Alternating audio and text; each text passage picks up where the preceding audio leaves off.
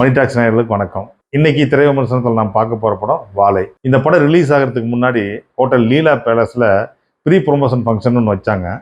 அந்த ஃபங்க்ஷனில் நீங்கள் பார்த்தீங்கன்னா வெற்றிமாறன், ரஞ்சித், நிதிலன் சுவாமிநாதன், மணிரத்னம், சங்கர், பாரதி ராஜா, PC ஸ்ரீராம், இந்த மாதிரி சினிமாவில் முக்கியமாக இருக்கிற அல்லது பிரபலமாக இருக்கிற ஒரு 50 செலிபிரிட்டிஸுக்கு மேலே வந்து இந்த படத்தை பற்றி பேசுனாங்க. ஒவ்வொருத்தரும் தனிப்பட்ட முறையில் அவங்களுடைய கருத்துக்களை பதிவு பண்ணாங்க. அது எல்லாமே ரொம்ப பாசிட்டிவான கருத்துக்கள். அப்போ வந்து பார்த்தீங்கன்னா இந்தியாவின் ஒளிப்பதிவு மேதை PC ஸ்ரீராம் வந்து ஒரு கருத்தை பதிவு பண்ணார் அந்த ஃபங்க்ஷனில்.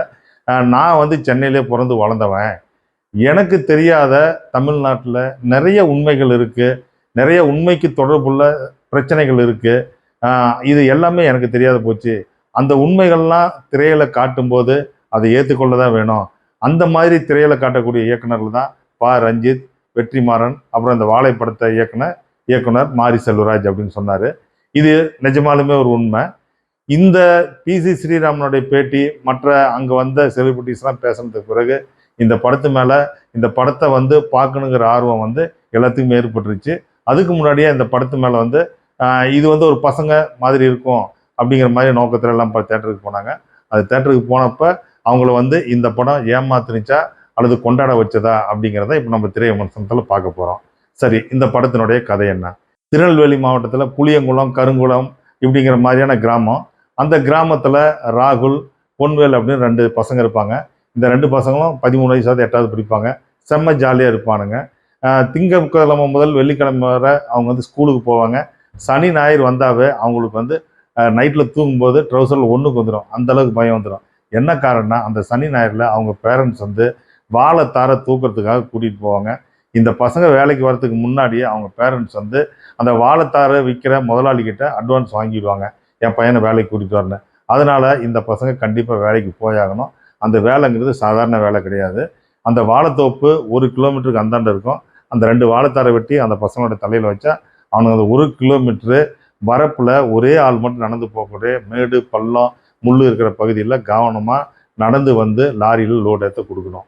இந்த மாதிரி இந்த பசங்க வந்து பயங்கர பயத்தோடு இருப்பாங்க. அதே சமயம் அதில் வந்து பொன்வேலுங்கிற பையன் வந்து அவன் தான் இந்த ஹீரோ கேரக்டர் மாதிரி பண்ணியிருப்பான். அவன் ஸ்கூல் ஃபஸ்ட்டாகவும் இருப்பான், மற்ற எல்லாத்துலேயுமே ரொம்ப டேலண்டாகவும் இருப்பான். இந்த டீம்லேயே வந்து ரொம்ப யங்காகவும் தெளிவானவர் இருக்கிற கலையரசன் தான் அவர். ஒரு தார் வந்து வாழையை தூக்கிட்டு வரத்துக்கு ₹1 எக்ஸ்ட்ரா கூலி கேட்பார். இதனால் அங்கே பிரச்சனைகள் ஏற்படுது. இதுக்கு இடையில பார்த்தீங்கன்னா இந்த பையன் வந்து ஸ்கூலில் வந்து ஸ்கூல் டே ஃபங்க்ஷனை கலந்துக்கிறதுக்காக பேர் கொடுத்துருவான் பொன்வேலு. அதனால் வந்து வாழைத்தார் எடுக்கிறதுக்கு அவனால் போக முடியாது. பட் இருந்தாலும் அவங்க அம்மா அவனை ஃபோர்ஸ் பண்ணி அனுப்புவாங்க. அவன் வந்து வாழைத்தார் எடுக்க போகும்போது தான் அவர் சொல்லுவார், கலையரசன் நீ வேண்டாம், நீ வந்து ஸ்கூல் டே ஃபங்க்ஷனுக்கு டான்ஸ் ப்ராக்டிஸுக்கு போனேன். இந்த பையன் ஸ்கூலுக்கு போவான். ஸ்கூலுக்கு போயிட்டு திரும்பி வந்து அந்த கிராமத்தை பார்க்கும்போது அந்த கிராமத்தில் ஒரு பெரிய அசாதாரண சூழ்நிலை நடந்திருக்கும். அது என்ன அப்படிங்கிறது தான் இந்த படத்தினுடைய கதை.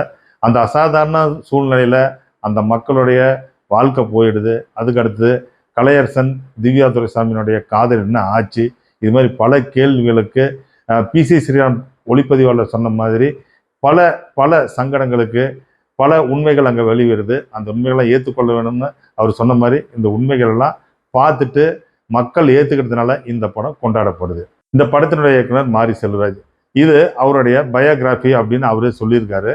ஸோ அவர் சின்ன வயசில் எதை ஃபேஸ் பண்ணார், எதுக்காக சென்னைக்கு ஓடியாந்தார் அப்படிங்கிறத இந்த படத்தில் அவர் வந்து சென்னைக்கு ஓடியாறதுக்கு முன்னாடி வரைக்கும் அந்த படத்தில் காட்டியிருப்பாங்க. இந்த படம் ஏன் இவ்வளோ ரசிக்கப்படுது அப்படின்னு பார்த்தா, இந்த படத்தினுடைய ஒவ்வொரு சீனும் நீங்கள் பார்க்கும்போது ஒரு மூடில் ஆரம்பிக்கும். அந்த சீனை அந்த மூடோடு முடிச்சிருக்க மாட்டார். அதை விட பெட்டராக அந்த சீனுக்கு ஒரு எண்டிங் கொடுத்துருப்பாங்க. நம்ம எதிர்பார்க்காத அந்த சீனோடைய ட்விஸ்ட் இருக்கும். இது மாதிரி நிறைய சீனை சொல்லிகிட்டே போகலாம். குறிப்பாக பார்த்தீங்கன்னா இந்த பையன் வந்து நான் வந்து ஸ்கூல் டேயில் டான்ஸ் ப்ராக்டிஸ் தான் போவேன் அப்படின்னு அவங்க அம்மாட்ட போய் கேட்பான், அவங்க அம்மா முடியாதுன்றாங்க. அதுக்கடுத்து அவங்க அக்காக்கிட்ட போய் கேட்பான், அவங்க அக்காவும் முடியாதுன்றாங்க. இப்போ லாரியில் போய் ஏறுவான். லாரியில் போய் ஏறினோன்னே அங்கே கலையரசன் வந்து நீ என்ன உனக்கு ஸ்கூல் டே டான்ஸுக்கு தானே போகணும், உனக்கு மேஸ்திரிக்கு தெரியாது, நீ ஓடிடு அப்படின்னு சொல்லி இறக்கி ஓட விடுவார் அந்த பையனை. அந்த பையன் ஓடுவான். ஓடி போய் கிளாஸ் டீச்சரை பார்ப்பான். பார்த்த உடனே அங்கே டான்ஸ் ப்ராக்டிஸ் பண்ணுவான். ஆனால் நம்ம சீனுடைய பிகினிங்கில் பார்த்தீங்கன்னா என்ன மூட் வந்திருக்குன்னா, இந்த பையன் வந்து டான்ஸ் ப்ராக்டிஸுக்கு போக முடியாது, இவன் வந்து அங்கே வாழைத்தார வெட்ட தான் போவான் அப்படிங்கிற மாதிரி இருக்கும். இந்த மாதிரி தான் நீங்கள் பார்த்தீங்கன்னா ஒவ்வொரு சீனையுமே வந்து மூவ் பண்ணிட்டு போயிருப்பாரு. இதுதான் இந்த படத்தினுடைய இன்ட்ரெஸ்டிங்கு பெரிய ஃபேக்டரு. இதே மாதிரி தான் கிளைமாக்ஸில் இந்த பையன் வந்து ஸ்கூல்லேருந்து பசியோடு வந்து சாப்பாடு கிடைக்காம அடுத்தது வந்து வாழைத்தோப்பு ஓனர் ஒருத்தர் தள்ளிவிட்டு நிறைய அலைஞ்சிட்டு கிராமத்துக்குள்ள நுழைவான். நுழைஞ்ச உடனே பார்த்தீங்கன்னா அங்கே அந்த பையன் பார்க்குற அந்த விஷயம்தான் அந்த அசாதாரணமான சூழ்நிலை. இப்போ நம்ம அந்த சீன் வந்து பார்த்தீங்கன்னா ஆரம்பித்தது எப்படி இருக்குன்னா, இந்த பையன் வந்து டான்ஸ் கிளாஸுக்கு போகிறதா தான் இருக்கும். ஆனால் முடிவு வந்து வேறு மாதிரி இருக்கும். இது மாதிரி ஒவ்வொரு சீனையுமே வந்து கன்சிடர் பண்ணியிருக்காரு டைரக்டர். அது மட்டும் இல்லாமல் இந்த படத்தில் நடித்த நடிகர்களுடைய பெர்ஃபார்மன்ஸ், இயக்குனர் மணிரத்னம் வந்து அந்த ப்ரீ ப்ரொமோஷன் ஃபங்க்ஷனில் சொன்னதான், இந்த படத்தில் நடித்த நடிகர்களுடைய நடிப்புலாம் பார்த்து நான் மிரண்டு போயிட்டேன். அவ்வளோ பிரமாதமாக பண்ணியிருக்காங்க. அவர் வந்து இந்தியன் சினிமாவில் அவரு படத்தில் எல்லா பெரிய ஆர்டிஸ்ட்டும் நடிச்சிட்டாங்கன்னே சொல்லலாம்.